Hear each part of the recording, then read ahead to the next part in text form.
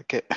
Donc, je suis Mendelba et je suis là aujourd'hui pour vous parler un peu de ce que j'ai appris du Spring Batch. Alors, c'est quoi un batch? Un batch, c'est un job ou une tâche par lot, ou un programme d'arrière-plan qui est planifié, qui fonctionne de manière régulière et sans aucune intervention de l'utilisateur. Et bien sûr, c'est pas toujours le cas. Un utilisateur peut bel et bien démarrer un job ou l'arrêter ou faire autre chose sur le job. Et on va parler plutôt de Spring Batch, qui est un framework assez puissant de Java, qui est basé sur du Spring et qui permet de faire des programmes de traitement par lot, c'est-à-dire que des programmes qui sont chargés de faire des opérations sur de gros volumes de données, que ce soit une base de données, ou des fichiers ou autre chose. Et qui permet en fait la définition d'un cadre structuré. Tout est déjà mis en place. Il suffit juste en fait de regarder la documentation et de suivre les étapes. Et aussi qui permet la gestion de démarrage et son ordonnancement. C'est-à-dire que ça nous permet de démarrer plusieurs de jobs et d'ordonner le démarrage et qui permet aussi de monitorer tous les jobs qui se sont déroulés, d'avoir des statistiques et aussi de voir quelles sont les tâches qui ont été exécutées. Ce qui peut être intéressant parce que des fois, sur des jobs dans les entreprises, on peut se réveiller un bon jour et remarquer qu'il y a des jobs qui se sont déroulés depuis un certain temps, mais qui sont arrêtés ou un job ne s'est pas déroulé à la minute ou à l'heure où il devrait le faire. Il nous permet aussi de voir tous les événements qui se sont déroulés pendant son exécution, ce qui revient au monitoring. Et il nous permet aussi l'amélioration des performances et aussi l'optimisation des jobs et aussi le partitionnement qu'on verra un peu plus bas.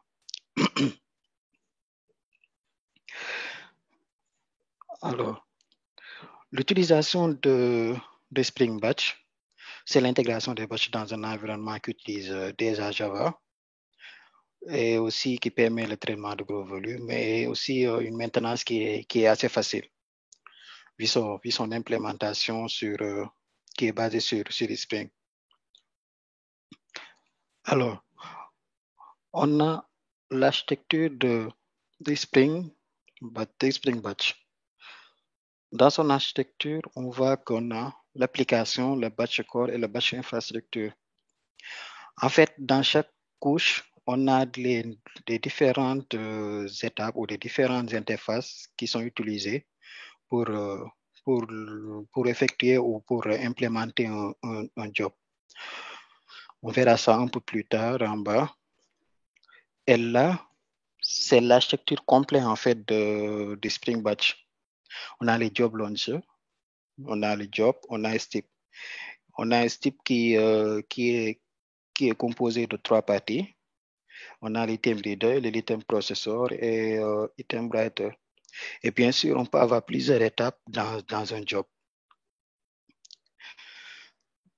Alors, que font-ils? On voit bien que le job launcher, qui porte bien son nom, en fait, nous permet de lancer un job. Et le job repository, c'est un peu comme l'interface de JPA repository ou bien le CRUD manager, le CRUD repository.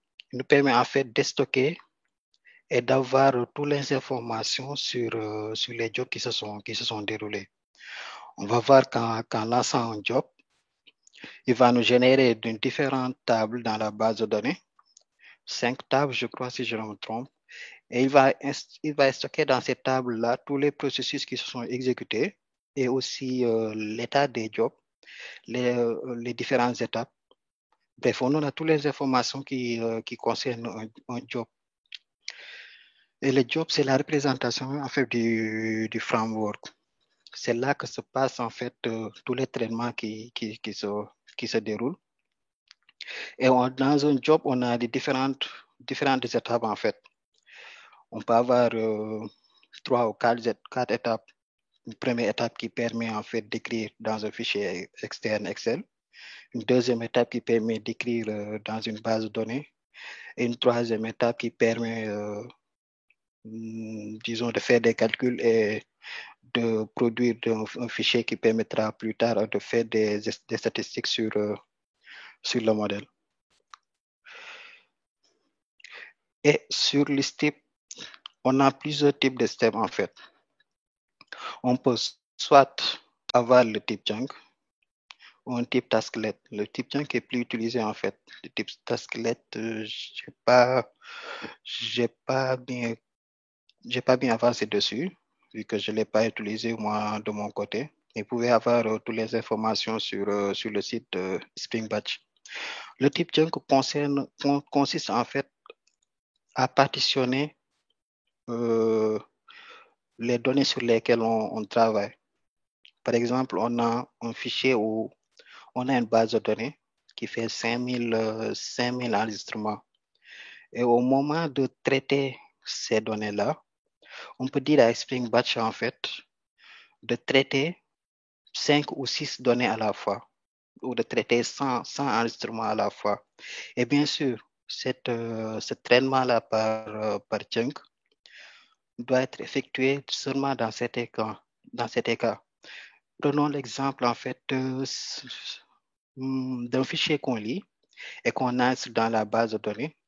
Mais avant d'insérer dans la base de données, on doit faire des traitements dessus. Et sur Spring Batch, on a aussi un traitement, une interface à part qui nous permet de gérer les erreurs, en fait, qui nous permet de dire, en fait, s'il y a 5 ou 6 erreurs sur le traitement de cette étape-là, il faut arrêter d'exécuter le batch. Et ça se fait de plus en plus dans les entreprises, en fait. Et si on fait ça, disons qu'on a un fichier de 150 000 enregistrements et qu'on doit insérer les 150 000 enregistrements dans la base de données, si seulement si dans les 150 000 enregistrements, on a, par exemple, disons, 5% des enregistrements on a 95% des enregistrements qui sont valides. Si on prend le type chunk pour faire pour cette étape-là, cela veut dire qu'on va écrire à la fois dans la base de données. Donc, on doit savoir choisir le nombre de fichiers à écrire à la fois. Si on choisit, par exemple, d'écrire 150 ou 120 enregistrements à la fois, on risque d'avoir des erreurs parce qu'en fait, on a des vérifications à faire derrière. Et là, c'est le type chunk, en fait, dans son ensemble. On a le job launcher qui permet de lancer, en fait, un job. On a le job scheduler. Le job scheduler, en fait, c'est la notation scheduler que tout le monde connaît, qui permet de dire, de lancer le job à un moment donné. Et sur le job launcher, il exécute un job. Et sur un job, on a un step ou des steps. Les steps, c'est des étapes. Et nous, dans chaque étape, on a trois processus. On a l'item leader, on a l'item processor, et on a aussi l'item writer. Dans l'item leader, ce qu'on fait, c'est qu'on lit les données qu'on doit traiter. On peut les lire à partir d'un fichier, à partir d'une base de données ou autre chose. Et l'item processor, c'est là où on fait tous les traitements préalables avant d'enregistrer la base de données, avant d'enregistrer ou d'écrire les données sur un conteneur. Et l'item writer permet d'écrire, en fait, la donnée qui est précédemment traitée et lue dans un conteneur aussi. Et sur l'item processor, c'est pas obligatoire de l'avoir. Des fois, on te dit juste qu'on a des fichiers. Disons que l'équipe commerciale dépose chaque jour sur un répertoire FTP. Donc, on a besoin qu'à chaque jour, disons 21 heures, que ton batch aille lire le fichier et l'écrire dans la base de données. On n'a pas besoin de faire de vérification. On veut juste stocker les informations dans notre essai. Donc là, on n'a pas besoin de faire item processor. Par contre, si on prend le cas de quelqu'un qui bosse dans un hôpital, disons, et qu'on te dit, on veut que chaque samedi et chaque dimanche à 22 heures, qu'on sache en fait le nombre de naissances qu'il y a eu dans notre maternité. On va avoir des statistiques sur le nombre de décès et aussi sur le nombre de garçons et de filles qui sont nés. Parce que ces données-là peuvent être utilisées à la fin d'année pour faire des statistiques. Donc là, l'item processor disons, ne devient pas facultatif. Donc, c'est au niveau de l'item processor qu'on va faire toutes les opérations qu'on veut faire. Et l'item processor, c'est un bin qui est implémenté, qui est écrit et qui permet et qui aussi étant l'interface item processor de Spring Batch. On lui donne juste l'entité sur laquelle on veut travailler. On lui donne le traitement qu'on fait. C'est juste écrire une fonction qui permet de faire les différentes opérations qu'on veut faire et on retourne la donnée. Et l'item writer, c'est juste un save des données qu'on a fait. Et là, on voit que notre job a plusieurs étapes. Notre job a plusieurs étapes. Par exemple, dans le cas précédent que j'ai utilisé, on peut avoir deux jobs en fait. On peut avoir deux étapes. Une première étape qui permet de récupérer les informations, de faire les calculs et de retourner les informations, calculer et écrire ou bien mis quelque part dans un fichier que ce soit, on peut le mettre dans une liste, dans un map, on peut le mettre où on veut, vu que ces fichiers, ces informations-là seront enregistrées. Et notre prochaine étape va charger juste en fait de lire ces fichiers-là et de les écrire. On peut écrire sur un fichier ou sur une base de données, ça dépend. Et là, on a le monitoring que je parlais tout à l'heure. Et dans le monitoring, en fait, des batchs, c'est très important, en fait, de le faire parce que disons que dans la manière dont, je ne dirais pas tout le monde, mais moi, j'écrivais mes batchs, je ne pouvais pas savoir, en fait, ce qui se passait.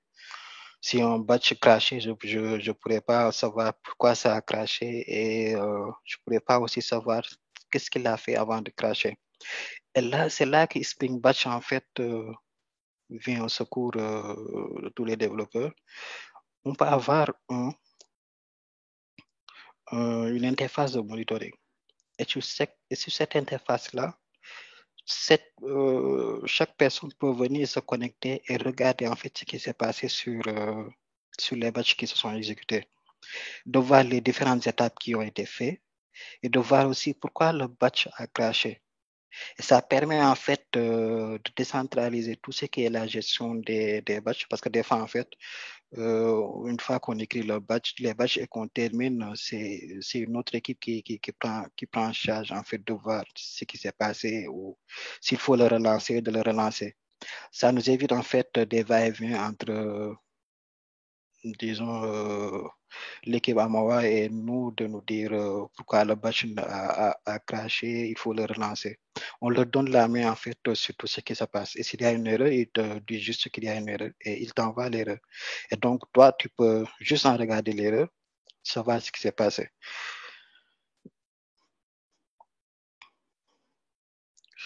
Alors là, je ne suis pas sûr, mais on dirait que j'ai sauté quelque chose. Ok. Donc là, je vais vous montrer en fait ce que j'ai fait, comment implémenter tout ça.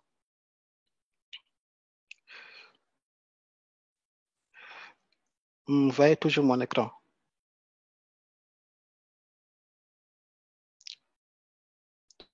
Allô?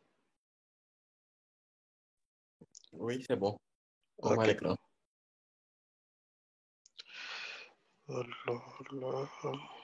Ok. Donc là, je vais vous montrer en fait comment c'est implémenté pour ne pas faire du live coding en fait. Sinon, ce sera trop long à coder. Donc là, ce que j'ai fait j'ai utilisé une base de données H2 pour être plus rapide. Et voici mon fichier en fait qui contient les données que je vais lire. C'est un fichier CSV, donc c'est un fichier plat qui contient tous les instruments que je veux faire. Donc, pour implémenter un batch, la première chose à faire, en fait, c'est de créer, en fait, une entité qui correspond aux données qu'on veut récupérer et qu'on veut enregistrer. Parce que ces données-là, une fois liées sur le fichier, il faut les stocker sur une entité qui nous permet de manipuler ces objets-là au lieu de de récupérer colonne par colonne. On récupère le tout, on le met dans un objet qu'on manipule plus facilement. Et après ça, on a la partie configuration. C'est la partie la plus importante et n'est pas trop long à faire. Et là, on a notre Spring Batch configuration.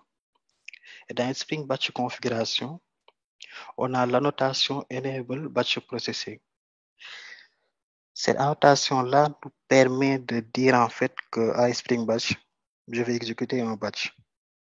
Il nous permet de faire ça et pour éviter des surprises en fait, on peut aller sur notre fichier de configuration et dire à Spring en fait que je ne veux pas exécuter ces batchs-là parce que en fait avec cette annotation Spring Batch Enable à false, si je le mettais à true, une fois l'application lancée, il va exécuter le batch à chaque fois. Et sur notre Spring Batch config, on a ces deux bins-là à injecter, qui est le Job Builder Factory et le C Builder Factory, qui est fourni avec Spring. Et en fait, qui nous permet de faire le Job Builder Factory, on le verra plus tard, qui nous permet en fait d'exécuter des jobs et ce Builder Factory, qui nous permet en fait de mettre en place tous nos étapes. Et là, ce qui concerne la lecture, parce qu'en fait, j'avais dit que dans chaque étape d'un batch, dans chaque batch, on a un job.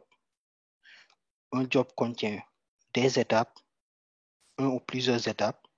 Et dans chaque étape, on a maximum trois choses à faire, trois étapes à faire. On peut avoir deux, comme le item reader et le item writer. Ce sont les deux trucs qui reviennent le plus et qui sont quasi permanents. L'item processor peut ne pas être, on peut ne pas en avoir besoin en fait. Et sur le item reader, Spring Batch nous fournit plusieurs outils en fait pour lire différents types de fichiers. Moi, dans mon cas, je lis un fichier CSV, donc normalement, je vais utiliser un flat file item reader qui nous permet de lire un fichier plat. Et à part le flat file item reader, on a aussi le JSON item reader qui nous permet de lire des fichiers JSON. On a le Kafka item reader qui nous permet de lire des fichiers qui nous viennent de Kafka. Et on a beaucoup d'interfaces qui nous permettent de lire tous les types de fichiers. On a le XML item reader, oui, si je me trompe, qui nous permet de lire des fichiers XML. Dans chaque fichier, chaque type de fichier, on a une interface ou bien une classe que Spring Batch a mis à notre disposition pour pouvoir manipuler ce fichier-là. Et moi ici, ce que j'ai fait en fait, sur mon flat file item reader, je lui ai donné l'entité sur laquelle je vais mapper les données que j'ai lues. Et sur mon item reader, je lui donne la ressource à lire. Là, moi, je lui ai donné juste la ressource, le chemin de mon fichier. Mais ça peut être autre chose. Et je lui donne un nom. Je lui dis que c'est le CSV Reader. Vous verrez plus tard que ce nom-là va être important au niveau quand on va monitorer notre batch. Et sur le item Reader Reader, on a le set line to escape. Le set line to escape, je peux dire que on l'a presque partout, même pas sur Spring Batch. Quand on lit un fichier CSV en général, on le met en haut. Parce que la première ligne, en fait, c'est pas la peine de le lire parce que ça contient juste le nom des colonnes. Donc, pas besoin de lire ça. On lui demande de ne pas le lire. Et l'item rider, on va mapper les lignes, en fait, qu'on a lues avec dans notre entité. Et là, on a notre fonction line mapper qui nous permet de lire une fois de mapper les lignes qu'on a sur notre fichier CSV avec notre entité. On a le default line mapper et le delimited line tokenizer. Le delimited line tokenizer nous permet juste en fait de donner le type de délimitateur qu'on a sur notre fichier. Ça peut être un point virgule, ça peut être un virgule. Dans mon cas, c'est un virgule. Et on a le delimited tokenizer, on lui donne le nom des colonnes qu'on a sur notre fichier CSV. Et après, on le map avec notre entité qu'on a. Ce que fait le bin field set mapper, on lui donne la target type. Là, on retourne le default line mapper qu'on a utilisé ici sur le set line mapper qu'on a sur notre flash item rider. Cette fonction-là nous permet de lire notre fichier CSV. Et après avoir lu notre fichier CSV, on a le processeur. Et sur le processeur, on implémente l'item processor qui vient avec Spring Batch. Et c'est ici, en fait, qu'on va faire tous les traitements qu'on veut faire sur les données qu'on a lues. Là, c'est juste un exemple que j'ai fait. Je veux juste, en fait, lui dire de me retourner, en fait, les données qui ont une série de références qui n'est pas nulle. Si la série de références est nulle, je n'ai pas besoin, en fait, de le récupérer. Donc, il va aller lire notre fichier. Après avoir lu notre fichier, il va traiter chaque ligne qu'il a lue. Et dans la lecture, il va aller vérifier ça d'abord. Si notre série de références, si on a une série de références qui est nulle, il ne va pas retourner l'objet, il ne va pas enregistrer l'objet. Il va sauter cet objet-là. Et après notre item processor, on a l'autre writer. Et sur notre writer, notre writer nous permet d'écrire en fait d'écrire dans une base de données. Et là, ce que fait le writer, je lui donne le repository qui correspond à l'objet que je vais enregistrer. Si vous voyez bien, j'avais déclaré le repository ici. Business imp repository qui correspond au business imp à mon entité que j'avais déclaré et que j'ai mappé avec mes données lues. Et après avoir lu, donc notre repository item writer, je lui donne le repository qui correspond et je lui donne la méthode. Là, si vous voyez bien, je lui ai donné la méthode save. Je peux lui donner la méthode update. Ça dépend en fait de ce qu'on veut faire. Moi, je veux sauvegarder dans la base de données. Donc, je lui donne la méthode save. Et là, je retourne mon repository item writer. Et après, on a les étapes. Dans l'étape, On avait dit que dans une étape, on a trois parties. On lit, on traite et on écrit. Ce qu'on fait d'ailleurs chaque jour de notre vie. Et là, sur le ST Builder Factory, je lui donne le nom de l'étape en fait. Je lui dis que c'est la première étape de mon CSV. Et là, vous voyez, j'ai le type chunk. Dans mon type chunk, en fait, je lui ai demandé de traiter 1000 données à la fois. Mais je pouvais lui dire, en fait, de me traiter 50 données à la fois. Ce qu'il va faire, c'est qu'il va juste traiter 50 données à la fois. Je lui donne le reader. Il va utiliser notre reader qu'on a déclaré ici. Il va lire. Je lui donne, on a un processeur qui récupère le bin processeur. Il va aller exécuter la fonction qui se trouve dans notre processeur. Et à la fin, il va écrire. Et là, on a le task exécuteur. Le task exécuteur, c'est là en fait qu'il va exécuter la tâche qu'on lui a donnée. Là, moi, j'ai utilisé le simple async task exécuteur et je lui ai donné une limite de concurrence. Je lui ai en fait dit de traiter 20 données à la fois. Et après avoir appelé notre task exécuteur, on a notre méthode build. Et enfin, on a notre job. Notre job, c'est ce qu'on va appeler en fait pour exécuter la tâche qu'on a fait. La tâche, c'est l'étape. Et on a notre objet job builder factory. Notre job builder factory avec la méthode get qui nous permet de mettre un nom sur ce job-là. Et là, on a le flow. Moi, dans mon flow, j'ai qu'une seule étape. Mais je peux avoir plusieurs étapes dans mon flow. Je vais pas être étape 1, par exemple, lire, étape 2, traiter, étape 3, écrire. Là, je lui dis que c'est ma seule étape. Et là, je lui dis d'exécuter. Donc, en gros, c'est ça qu'on a sur notre Spring Batch config. Et pour l'exécuter, on peut le faire suivant deux manières. Mais cette manière-là est des fois recommandée.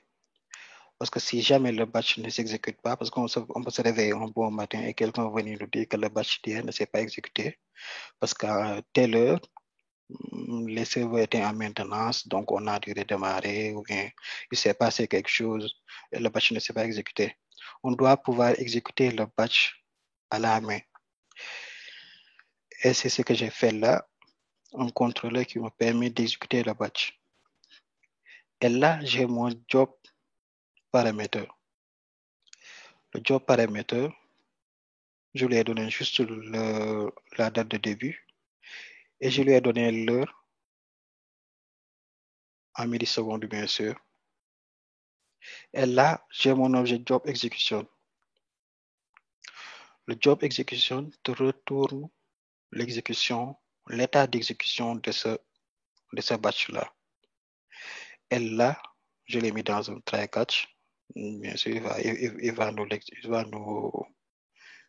demander une fois écrit. Et là, j'ai mon job launcher. Le job launcher vient avec Spring Batch. C'est une interface Spring Batch qui prend en paramètre le job et le job parameter. Donc là, moi, je lui ai donné mon job. Je lui ai donné mon job. Et je lui ai donné le job parameter. Là, c'est mon catch pour pouvoir récupérer tous les... Si quelque chose s'est mal passé et récupérer les informations. Et là, je retourne en fait l'état d'exécution de ce batch-là. Dans l'état d'exécution de ce batch-là, on peut avoir trois étapes. On a l'étape completed, si tout s'est bien passé. On peut avoir l'étape failed, si quelque chose s'est mal passé. On peut avoir aussi l'étape interrompue, je crois. Je suis pas sûr. Je crois qu'on peut avoir aussi l'étape interrompue. Donc, on va essayer d'exécuter ce batch-là et de voir ce qu'il a fait et les informations qu'il nous a inscrites dans la base de données, notamment de voir les tables de monitoring. Donc là, on va attendre qu'il démarre. OK. Je précise aussi que je travaille avec un fichier CSV.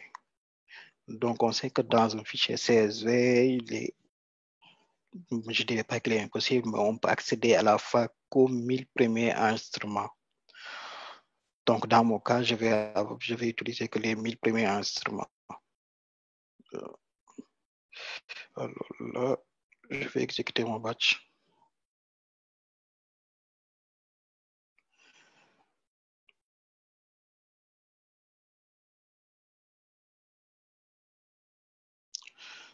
OK. Donc là, on a le retour qui nous dit que le batch s'est bien exécuté et que c'est terminé. Donc là, on va avoir les différentes informations d'exécution du batch. On a vu que le batch s'est exécuté en 4 millisecondes.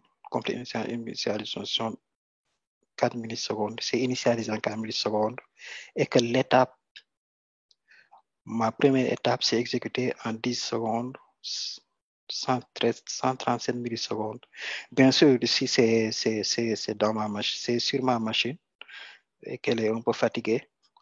Mais si on travaille sur des serveurs qui sont super performants, des instruments de 1000 instruments à la fois, ne prendrait pas autant de temps, même 2 ou 3 secondes peut-être. Donc là, on va aller voir dans notre base de données ce qu'on a.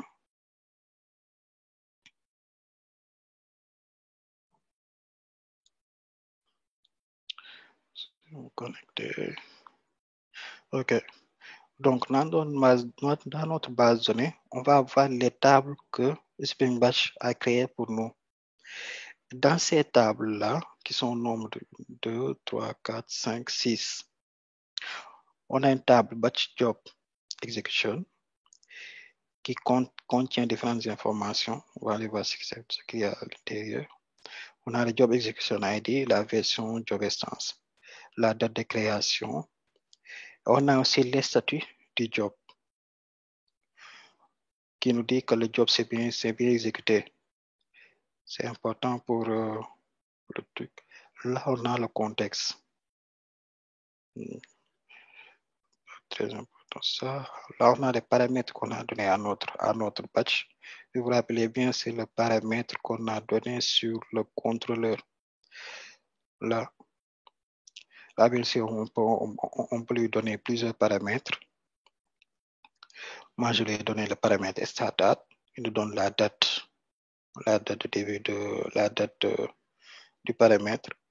Et là, on a notre job instance. Dans notre job instance, on a le job ID et on a aussi le job name. Si vous regardez bien ici, dans notre Spring Batch config,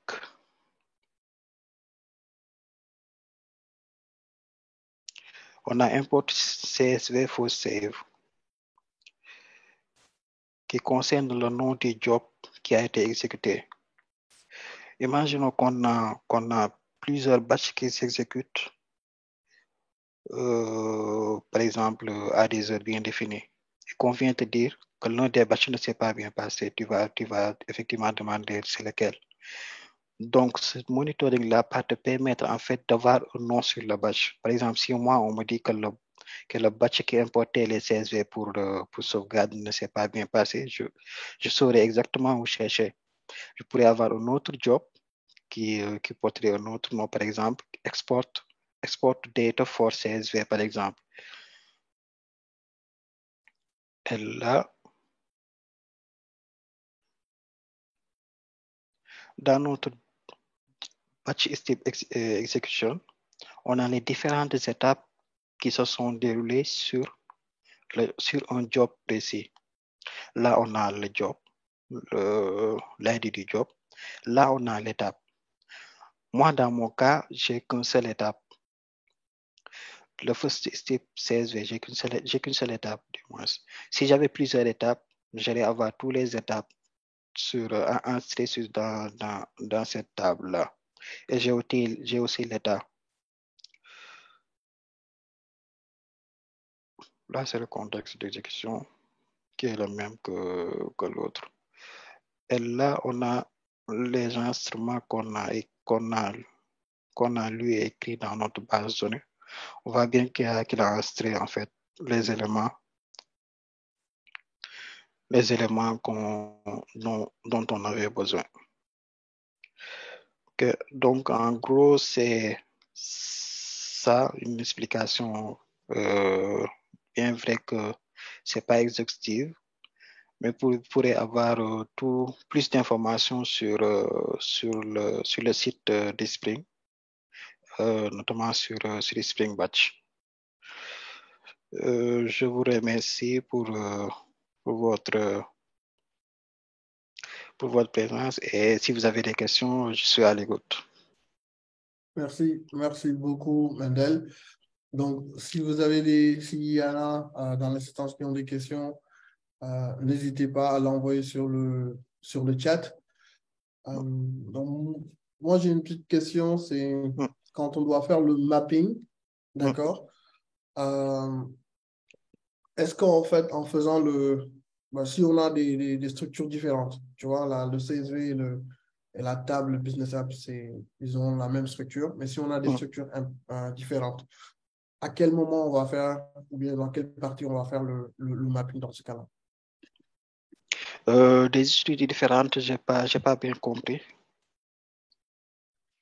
Supposons que tu aies une table personne, d'accord? Où tu as, on va dire une table employée, personne, où tu as le numéro d'identification, prénom, nom, etc. D'accord? Une autre table qui va s'appeler matricule, d'accord? Où tu as le matricule, tu as le salaire net, etc. D'accord? Après, tu veux prendre tous ces données-là qui viennent dans des sources différentes et l'enregistrer dans une même table. D'accord? Donc, on suppose qu'ils viennent ces deux tables-là viennent des applications différentes. Et là, tu veux les enregistrer tous dans une même table. Dans ce cas-là, à quel moment on fait le mapping? Dans la plupart des cas, moi dans mon cas, je vais répéter votre question pour être plus clair. En fait, j'ai moi-même des tables qui sont dans mon SI, mais auxquelles que je veux pas toucher. Et le fichier externe ou bien le contenu externe sur lequel je vais lire est différent de ce que j'ai moi dans mon SI.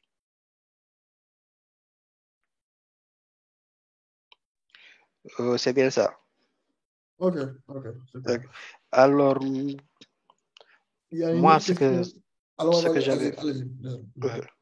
Ce que je ferais, moi, dans mon cas, c'est de créer un DTO qui va contenir, qui va avoir exactement les données que je vais lire et mapper ces données-là sur le DTO.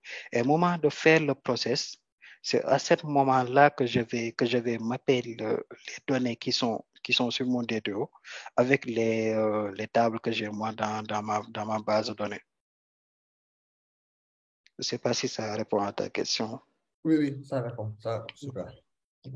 Il y a une question de Hassan Moussafa qui dit « Bonjour, avez-vous comparé Spring Batch à d'autres job schedulers comme Airflow ou Azkaban ?» Non, j'ai pas comparé. J'ai pas comparé. Et moi, dans mon cas, en fait, c'est qu'en fait, on avait des soucis de performance sur des batchs qu'on avait déjà. Et comme on est en fait dans un environnement qui est full Java, donc au lieu d'intégrer des outils externes ou bien d'aller chercher des gens qui connaissent des choses externes, on avait déjà des développeurs Java. On nous a demandé de faire des recherches sur Spring Batch et d'améliorer les performances de ces batchs-là. C'est pour ça que j'ai pas trop regardé ailleurs. Naturellement, je me suis retourné vers Spring Batch. Ok, super. Super. En tout cas, merci pour cette belle présentation. Donc,